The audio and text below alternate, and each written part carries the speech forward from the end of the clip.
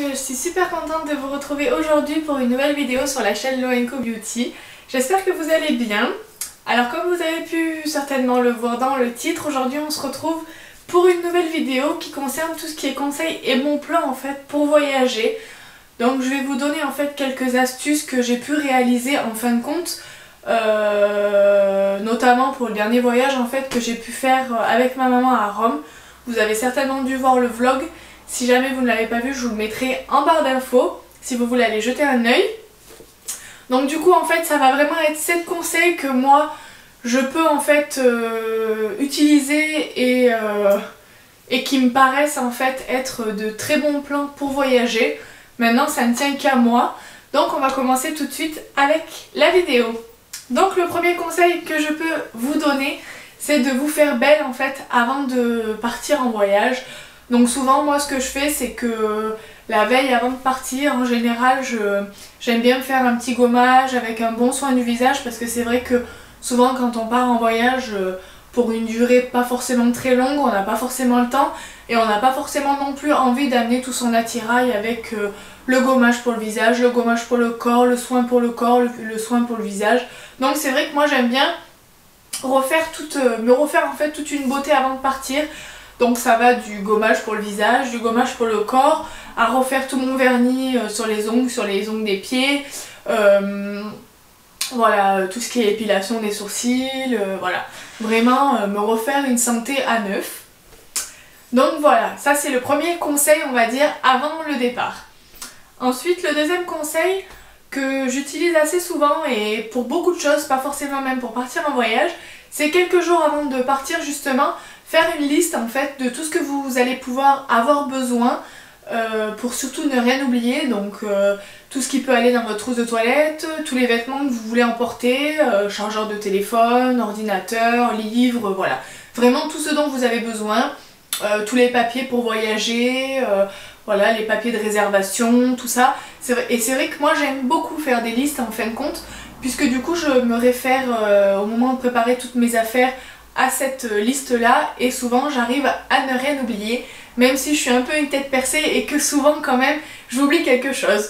Bon après cela dit, on part jamais vraiment dans des endroits où on n'a pas l'occasion de pouvoir remédier à ça en achetant l'intermédiaire dont on a par rapport à ce qu'on a pu oublier chez nous.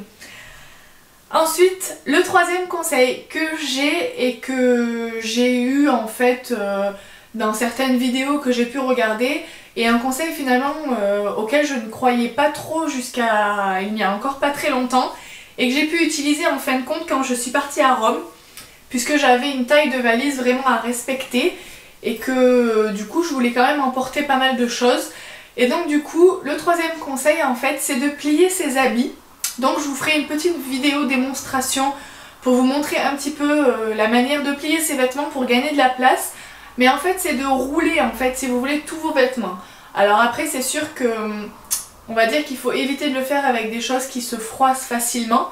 Mais rouler ses jeans, rouler ses pulls, vous verrez que ça permet de gagner de la place et de pouvoir mettre beaucoup de choses. Alors après, le fait de plier justement ses habits et de gagner autant de place en fin de compte, ça nous incite on va dire à en mettre de plus en plus dans les valises. Alors faites attention par contre, parce que du coup vous risquez d'être en surpoids en fin de compte dans la valise, ou alors même le fait de trop la surcharger avant de partir vous empêchera certainement aussi de pouvoir ramener des choses de votre lieu de voyage, comme moi par exemple quand je suis partie à Rome j'ai voulu ramener des choses, donc c'est vrai que j'avais pas trop surchargé non plus ma valise. Donc voilà, vraiment à faire attention, et surtout la première chose à vraiment se méfier, c'est de ne surtout pas oublier de peser sa valise avant de partir, puisque vous savez que si vous prenez l'avion vous avez un poids à respecter en fonction, si vous avez qu'un seul bagage à main ou un bagage en soute, dans les deux cas de toute façon vous avez un poids à respecter. Je ne sais plus exactement, mais ça de toute façon c'est précisé en général dans vos conditions de voyage en avion. Ensuite le quatrième conseil, c'est d'utiliser en fait des flacons de voyage. Alors moi c'est vrai que j'en ai pas. Souvent ce que je fais en fait c'est que je pique des flacons dans les hôtels en fait, vous savez, parce qu'il faut dire ce qui est, les produits qu'on vous donne dans les hôtels sont pas forcément terribles. Mais du coup en fait, bon ça me fait mal au cœur de le dire, mais moi je récupère les petits flacons et je vide en fait dans l'évier tout ce dont je n'ai pas besoin et je remets en fait avec les produits que j'utilise. Ou alors après j'utilise tout ce qui est miniature, donc je vous mettrai pareil une petite photo avec toutes les petites miniatures que je peux avoir et qui permettent justement de ne pas prendre trop de place et c'est vrai que je trouve ça beaucoup plus pratique. Ensuite, le 5e conseil, c'est de surtout avoir tous les papiers en fait de voyage, donc de la carte d'identité au passeport, voilà, à la réservation de votre hôtel, à vos papiers de bus si vous en avez eu besoin, à vos papiers de réservation si vous avez pu réserver en avance un musée ou n'importe quoi que vous voulez visiter en fait dans la ville dans laquelle vous vous rendez. Et donc souvent moi ce que je fais c'est que je rassemble tout en fait dans une pochette que je mets dans mon sac à main, donc avec ma carte d'identité, mes billets d'avion, voilà. Vraiment tous les papiers de voyage que je peux avoir besoin, je les mets toujours au même endroit, dans une pochette, à part la carte d'identité où la dernière fois j'ai une amie qui m'avait prêté en fait ça fait comme un collier et si vous voulez vous mettez vos papiers d'identité en fait autour de votre cou en fait. Parce que c'est vrai que pour la petite histoire entre guillemets, à Rome il y a beaucoup de pickpockets et du coup c'est vrai que au moins j'étais certaine qu'on ne me vole au moins pas ma carte d'identité pour que je puisse rentrer chez moi. Voilà. Donc ça c'était pour le 5e conseil. Ensuite le 6e conseil que je vais pouvoir vous donner, c'est d'utiliser des pochettes en fait. Alors moi je le fais souvent, bon après ça ne tient qu'à moi aussi, mais je voulais vous en faire part. C'est d'utiliser en fait des pochettes différentes pour tout ce que vous pouvez, tout ce que vous avez besoin en fin de compte pour amener en voyage. Donc souvent moi voilà, j'ai une pochette bien précise pour mon maquillage, une pochette bien précise pour tout ce qui est produit, donc shampoing, gel douche, crème pour le corps, voilà. Une pochette aussi pour tous les bijoux, enfin vraiment voilà. Des pochettes qui me permettent de m'organiser aussi dans ma valise et de savoir vraiment où sont mes affaires et que rien ne soit mélangé en fait. Après c'est peut-être dans mon tempérament de femme très organisée, mais c'est vrai que je trouve ça plutôt pratique. Donc voilà. Et ensuite le 7e conseil, c'est de sceller vos flacons en fait de produits de beauté. Alors vous allez me dire mais qu'est-ce qu'elle nous raconte? Alors tout simplement parce que j'ai eu une mauvaise expérience un jour en partant en voyage. C'est-à-dire qu'avec la pression sans doute de l'avion, c'est vrai qu'on prend jamais bien soin de nos valises quand elles sont en soute notamment.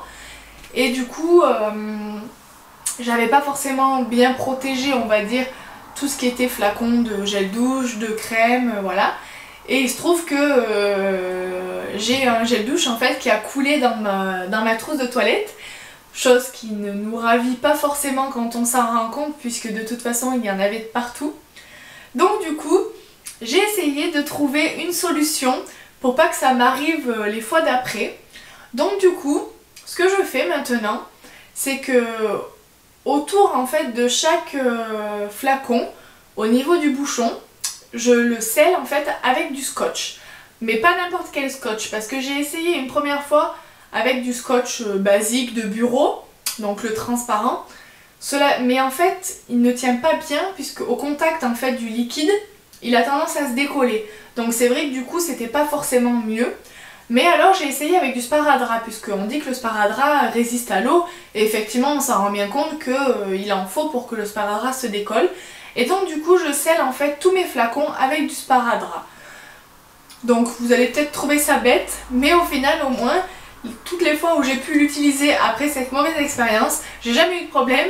Alors oui, effectivement, c'est pas forcément bien pratique et très esthétique de mettre du sparadrap, mais en attendant ça évite les mauvaises surprises et je trouvais ça plutôt sympa. Donc voilà, c'était le 7e et le dernier conseil au niveau des bons plans en fait pour voyager. Si vous avez des questions surtout, n'hésitez pas à me les poser en commentaire, je vous répondrai avec le plus grand des plaisirs. Je suis en tout cas super contente d'avoir pu partager ces conseils et ces bons plans avec vous. Voilà, n'oubliez pas de nous rejoindre du coup sur les réseaux sociaux comme d'habitude. Vous pouvez les retrouver en barre d'infos. En tout cas, je vous fais plein de gros bisous et je vous dis à très bientôt sur la chaîne Lo & Co Beauty pour une prochaine vidéo. Bye bye!